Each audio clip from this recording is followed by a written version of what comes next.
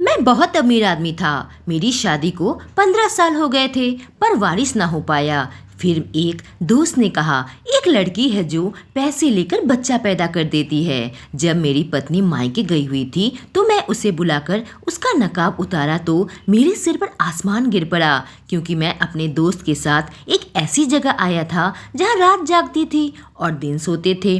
चारों तरफ कम उम्र की लड़कियाँ छोटे छोटे कपड़े पहनकर घूम फिर रही थी और एक से एक शरीफ दिखने वाले आदमी उस जगह पर आए हुए थे। अपने दोस्त के साथ तेजी से कदम बढ़ाता हुआ जा रहा था। मेरा दिल उस समय बहुत तेज धड़क रहा था। मैं रईस आदमी था और मेरे पास पैसों की कोई कमी नहीं थी, लेकिन यह भी सच था कि मैं अय्यास परस्त हरगिज न था। बाजार हुस्न से मुझे कोई मतलब नहीं था, बल्कि मैं तो अपना गर्दन नीचे करके चल रहा था ताकि कोई मुझे पहचान न ले, क्योंकि मेरी जान पहचान बहुत ही बड़े बड़े बिजनेसमैन से थी। मेरी बहुत बड़ी मजबूरी थी जो कि मुझे यहाँ ले आई थी। काफी मॉडर्न चकाचक होटल थी। शरीफ लोग एक एक करके लड़की लेकर होटल के कमरे में जा रहे थे। होटल की लॉबी में गाना बज रहा था और कुछ अधनंगी लड़कियां वहां पोल डांस कर रही थी और मनचले लोग उस नाच का आनंद उठा रहे थे। सिगरेट का धुआं फैला था और शराब की बोतल खोली जा रही थी। कुछ लड़कियां तो खड़े होकर बेशर्मों की तरह ग्राहक को बुला रही थी। कह रही थी, साहब मेरे पास आ जाओ, जन्नत दिखा दूंगी। और शर्म से मेरा चेहरा लाल हो गया था। मैंने कभी ऐसी बातें न सुनी थी न बोली थी। लगता था कोई कपड़ों का कारोबार चल रहा हो और लोग अपनी अपनी दुकान के रंग बिरंगे कपड़े दिखाकर ग्राहकों को बुला रहे हैं। क्या औरत इतनी सस्ती है और मामूली चीज़ है जो ऐसे बिकती है? फिलहाल तो मैं अपने दोस्त की बात मानकर मन ही मन पछता रहा था। मुझे यहाँ आना ही नहीं चाहिए था। मन कर रहा था कि मैं यहाँ से वापस चला जाऊँ। होटल के एक खास जगह पर आकर मेरा दोस्त ऋषभ के कदम रुक गए। इससे पहले कि मैं मना करता, ऋषभ मेरा हाथ पकड़कर एक अधेड़ उम्र की औरत के पास लेकर आया। औरत एक काली साड़ी पहने हुई थी और स्लीवलेस ब्लाउज पहना था। मुझे वहाँ बहुत डर हुआ था। मैं ऋषभ से कहा, चलो यहाँ से, मुझे यहाँ कोई बात नहीं करनी है। तो उसने कहा, अरे मर्द बनो, इतना क्यों घबरा रहे हो? यह कहकर वह मुझे उस औरत के पास लेकर गया। वह औरत शायद ऋषभ को जानती थी। मुझे उसके साथ देखकर सर से पांव तक घूर कर ऋषभ से आंखों के इशारे से पूछने लगी, यह कौन है? ऋषभ ने कहा, यह मेरा दोस्त है, इसे रिया से मिलवा दो। मेरे दोस्त को वारिस चाहिए। उसने मेरे आने की वजह जल्दी से बता दी। सिगरेट का कस्त लगाती हुई वह औरत मुझे देखने लगी और कहने लगी, बैठो जनाब, खड़े खड़े तो बात नहीं होगी ना। मैं वहाँ रुकना नहीं चाहता था, मगर मेरी मजबूरी और बेबसी मुझे वहाँ ले आई थी। मैं उनके साथ एक टेबल में बैठ गया। कहने लगी, देखो साहब, मैं पैसों में कमी नहीं करती। पूरे साल लड़की मेरे किसी काम की नहीं रहेगी। तेरे बच्चे को पेट में पालेगी तो जाहिर सी बात है ना कि पैसे कमा कर नहीं देगी, इसलिए 1 लाख लूंगी। आधी रकम पहले देनी पड़ेगी। मेरा दिल अभी अंदर से बेचैन थी। मैंने एक नजर ऋषभ को देखा तो वह मुझे तसल्ली देने लगा। मैंने कहा, मैं लड़की को यहाँ नहीं रखूंगा। तो कहा, फिर इस काम की तो मैं 10 लाख लूंगी। तू लड़की को 1 साल के लिए ले जा सकता है। मैंने कहा, लेकिन पहले मैं लड़की को देखना चाहता हूँ कि लड़की देखने में सुंदर है या नहीं। उसके अदब कायदे देखना चाहता हूँ। उसके बाद 10 लाख देकर मैं लड़की को ले जाऊंगा और बच्चा पैदा होने के बाद उसे यहाँ दे जाऊंगा। मेरा बच्चा भी सुंदर होना चाहिए और उसे सलीका आना चाहिए। इस बात पर वह हंस पड़ी और कही, लड़की तो इतनी खूबसूरत है कि उसको देखते ही आपके होश उड़ जाएंगे। आज की रात 5,000 निकालो। मुफ्त में तो लड़की देखने नहीं आए हो ना। मैंने फौरन अपनी जेब से 5,000 निकाल के उस औरत को दे दिया। उसने फौरन ही एक आदमी को बुलाया जो कि काफी लंबा चौड़ा और हट्टा कट्टा था। कहा कि रिया का ग्राहक आया है, उससे कहो तैयारी कर ले, साहब को रिया के पास ले जाओ। उस आदमी ने मुझसे कहा, चलिए साहब। तो मैं खड़ा हो गया और उसके साथ चलने लगा। वह मुझे एक कमरे के बाहर छोड़कर चला गया। पहली बार मेरा दिल बहुत जोर जोर से धड़क रहा था। वारिस की चाहत में मुझे कहां से कहां लाकर खड़ा कर दिया। ऐसी हालत तो कभी मेरी बीबी के कमरे में जाते हुए मुझे नहीं हुई थी। शायद यह बात जायज या नाजायज की नहीं थी, क्योंकि मेरे लिए तो यह लड़की मेरे बच्चे को अपने कोख में जन्म देगी। लेकिन मेरी बेबसी थी कि मैं उस रास्ते पर चलने पर मजबूर था। जब मैं उस कमरे में दस्तक दी तो अंदर से आवाज आई, कौन है, अंदर आ जाओ। दरवाजा खोला तो सामने एक लड़की चेहरे में एक नकाब लगाए ऐसी हालत में थी कि मेरे होश उड़ गए थे। मैं बस उसे एक नज़र देखा था, फिर दरवाजा बंद कर दिया और उसके पास आकर बैठ गया। मैं अब तक उसका चेहरा नहीं देखा था क्योंकि उसने नकाब लगाए अपने चेहरे को ढक रखा था, लेकिन मुझ में इतनी हिम्मत नहीं हो रही थी कि उसकी तरफ देखूं। शायद इसलिए कि मेरा ज़मीर मुझे इस बात की इजाज़त नहीं दे रहा था, और वह इसलिए क्योंकि आज तक मैं अपनी पत्नी के अलावा किसी और के साथ ऐसा गुनाह नहीं किया था। उस लड़की ने कहा, क्या बात है, पूरी रात ऐसे ही बैठे रहोगे या कुछ करोगे भी? उस लड़की की आवाज़ ने मुझे चौंका दिया। मैंने बड़ी मुश्किल से उसकी ओर देखा, जो कि मेरे लिए बिल्कुल गैर औरत थी। उसका चेहरा तो नकाब से ढका हुआ था, पर उसने बदन पर ऐसे कपड़े पहन रखे थे कि देखने वालों के होश उड़ जाए। मैंने उस लड़की की कीमत अदा कर दी थी, तो बड़े मुश्किल के साथ अपने कांपते हुए हाथों से उसका नकाब हटाया, और जैसे ही उसकी तरफ देखा तो मेरे होश उड़ गए थे, क्योंकि यूं तो मैं एक दौलतमंद और अमीर आदमी था, बाप दादाओं की संपत्ति का इकलौता वारिस था। मेरी बदकिस्मती यही थी कि 15 साल पहले अपनी पसंद की लड़की से शादी की थी। मेरी पत्नी सुलेखा कुछ कम हसीन नहीं थी। कॉलेज में कई लड़के उस पर जान छिड़कते थे और मैं उस पे अपना दिल हार बैठा था। सुलेखा के माता पिता ने शादी के लिए हाँ करते देर न की, और गठबंधन के बाद मैं उसे अपने घर पर ले आया था। मेरी पत्नी खुश मिजाज और बहुत ही अच्छे नेचर की थी। वह मुझसे बहुत प्यार करती थी और मेरी देखभाल किया करती थी। हमारी शादी को 15 साल हो गए हैं और हमारी कोई औलाद नहीं हुई। 2 बार औलाद की खुशी तो आई थी, लेकिन दोनों बार 2 दिन के भीतर बच्चा खराब हो गया था। मैंने सुलेखा का बहुत इलाज करवाया, पर उसका कुछ ना हो सका। 2 बार बच्चा खराब होने के बाद डॉक्टर ने जवाब दे दिया था, अब सुलेखा कभी मां नहीं बन सकती। यह बात सुनकर मेरी पत्नी बहुत रोई थी और रो रो कर मुझसे कहा था कि आप दूसरी शादी कर ले। पर सुलेखा को छोड़ने का ख्याल मेरे दिल को बहुत तकलीफ देता था। मुझे अपने कारोबार के लिए वारिस चाहिए थी, पर उसके लिए मैं अपनी निर्दोष बीबी को तलाक देने को तैयार नहीं था। मेरी पत्नी भी बच्चों के लिए तरसती थी। उसने बच्चा एडॉप्ट करने का सुझाव भी दिया था, पर मुझे अपने खुद की वारिस की चाहत थी, जिस वजह से मैंने उसे मना कर दिया था। सुलेखा भी बहुत अकेली हो गई थी और मैं भी बहुत अकेलापन महसूस करता था, जैसे कि हमारे परिवार में कुछ कमी हो। मेरी सारी रिपोर्ट नॉर्मल थी और मेरे अंदर कोई भी कमी न थी। अब मैं अधेड़ उम्र का हो चुका था और आगे बुढ़ापे के सहारे के रूप में मुझे एक औलाद की जरूरत थी, जिस वजह से ऋषभ के कहने पर मैं सुलेखा के मायके जाने के बाद यहाँ आज इस होटल में आया था। पर पहले तो ऋषभ की यह बात सुनकर मैं उसे मना कर दिया था।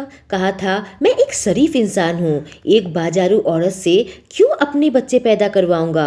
वह कहने लगा, तुम्हारी बीबी को तो अब बच्चा नहीं हो सकता, 2 बार उसका बच्चा खराब हो चुका है और अब तो वह बांझ हो चुकी है। मैंने कहा, तो फिर इस वक्त पर मैं सुलेखा का साथ कैसे छोड़ सकता हूँ। उसने कहा, तुम 40 साल के हो चुके हो और धीरे धीरे उम्र होने के साथ साथ तुम्हारे वारिस पैदा करने का चांस भी कम होती जाएगी। मैं तुम्हें जो रास्ता बता रहा हूँ उससे तुम्हें अपनी पत्नी को छोड़ना भी नहीं पड़ेगा और बच्चा भी पैदा हो जाएगा।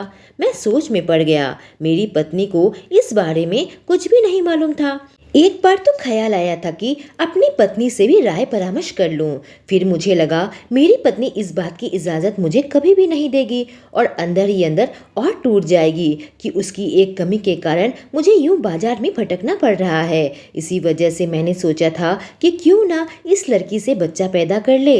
बस एक रात की ही तो बात है, मैं उसे अडॉप्ट कर लूँ और सुलेखा को ना बताऊँ कि यह मेरा अपना बच्चा है। मैं खुद ही काफ़ी टाइम से इस बारे में सोचता रहा और मेरे लिए वारिस पैदा करना बहुत जरूरी था, वरना मेरा नाम लेने वाला कोई ना होता। लेकिन काफी सोच विचार के बाद मैं उस फैसले पर आ ही गया। ऋषभ की बात मानने में कोई हर्ज नहीं था, इसलिए उसके साथ उस होटल में चला गया था। पर जैसे ही मैंने उस लड़की का चेहरा देखा मेरे होश उड़ गए थे।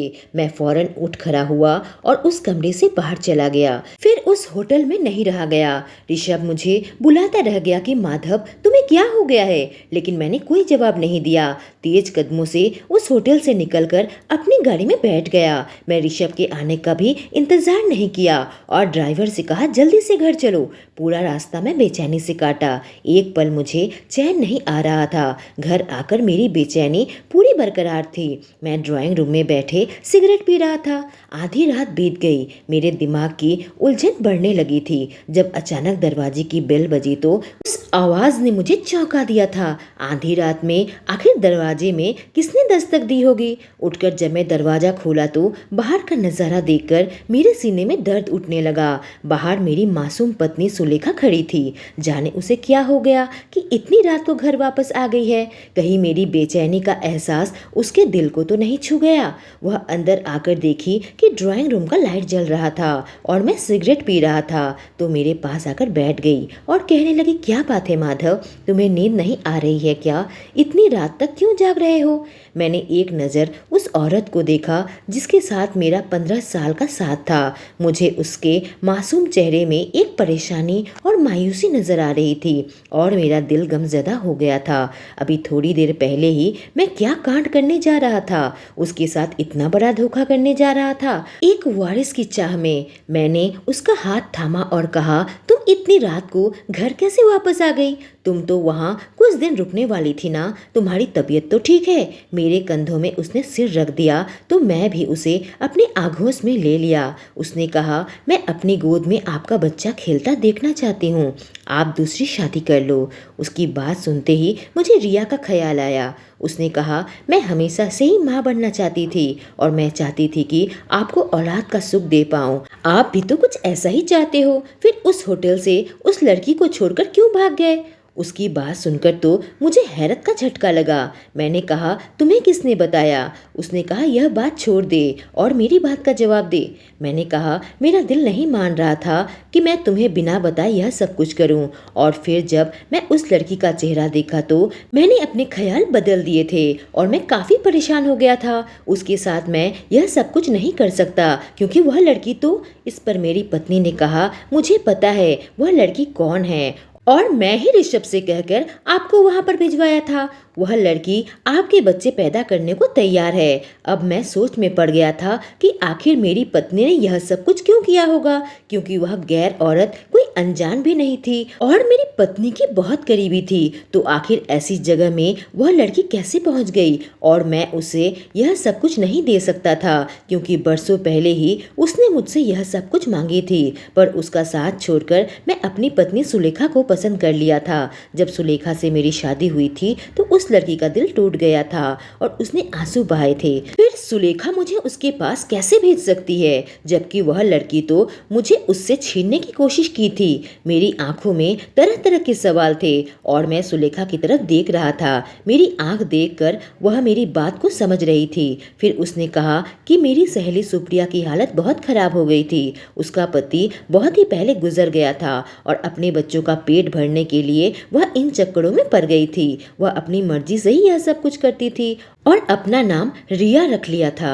सुप्रिया हमारे कॉलेज की लड़की थी जो मुझे बेइंतहा मोहब्बत करती थी। वह मेरे और सुलेखा के प्यार के बीच में आ गई थी। लेकिन यह तो 15-16 साल पुरानी बात है। जब आज होटल में मैं सुप्रिया का चेहरा देखा तो मुझसे वहाँ नहीं रुका गया क्योंकि मेरी और सुलेखा की शादी तुड़वाने के लिए जवानी में उसने एक ऐसा काम किया था, पर मैंने उसे धुतकार दिया था। अब सुलेखा ने कहा, जब मैं मायके गई थी तो मेरी मुलाकात सुप्रिया से हुई और जब मैं उसे बे औलाद होने का दुख बयां कर रही थी तब उसने भी अपना सारा दुख खोलकर मुझे बता दिया था और वह अपनी कोख से तुम्हारा बच्चा पैदा करने को तैयार हो गई थी और मैंने उसके बदले उसकी मदद करने का वादा किया था। उसे उस जगह से बाहर निकालने का वादा किया था जहाँ पर वह फंस चुकी थी। ले ही वो वहाँ अपनी मर्जी से गई हो, पर वहाँ से निकलने का उसके पास कोई रास्ता न था और अब तो उसके बच्चे भी बड़े हो रहे हैं। अगर माँ को इस रूप में देखेंगे तो शर्मसार हो जाएंगे। उसकी बात सुनकर मैं अपनी पत्नी से कह दिया कि अपने दोस्त को हमारे घर पर बुला लो। उसने अगले ही दिन सुप्रिया को हमारे घर पर बुला लिया था। काफ़ी सोच विचार करने के बाद मैंने एक ऐसी सलाह दी थी जिसके लिए डॉक्टर से बात करना भी ज़रूरी था। मैं अपनी पत्नी और सुप्रिया को लेकर डॉक्टर के पास पहुंच गया था और मेरी बात डॉक्टर मान गए थे कि ऐसा संभव है। सुप्रिया और मेरा बच्चा एक टेस्ट ट्यूब में पैदा करके मेरी पत्नी की कोख में डाल देने की योजना थी, ताकि मुझे वह न करना पड़े जिसके लिए मेरा दिल मुझे इजाज़त नहीं दे रहा था। और फिर कुछ 10 महीने बाद मेरी पत्नी ने मेरे औलाद को जन्म दिया और उस वक्त मैं कांपते हुए हाथों से अपने बच्चे को गोद में लिया था तो मेरी आंखें भर आई थी। बच्चे को देखने के लिए सुप्रिया भी वहाँ मौजूद थी, जिसे मैं उस जगह से निकाल लिया था और उसके पैसों से इतनी मदद कर दी थी कि दोबारा कभी उसे ऐसा कोई काम करने की ज़रूरत नहीं थी। उसने मेरा शुक्रिया अदा किया था और अपनी खुद की दुकान खोली थी जिसमें वह मेहनत मजदूरी करने लगी थी। मेरी पत्नी और मैं अपने बच्चे को गोद में लेकर ईश्वर का धन्यवाद अदा कर रहे थे कि आखिरकार 15 सालों बाद हमारा सोना घर भर गया है और बच्चे की किलकारी से हम दोनों का मन खिलखिला उठा था। आखिरकार मुझे एक बात समझ में आ गई थी कि मैं सुलेखा से बेइंतहा मोहब्बत करता था और मुझे खुशी थी कि उसने भी मेरे बच्चे को जन्म दिया। दोस्तों, अगर आपको यह कहानी पसंद आई हो तो हमारे चैनल को जरूर सब्सक्राइब करें और बेल आइकॉन को प्रेस करें। Thank you.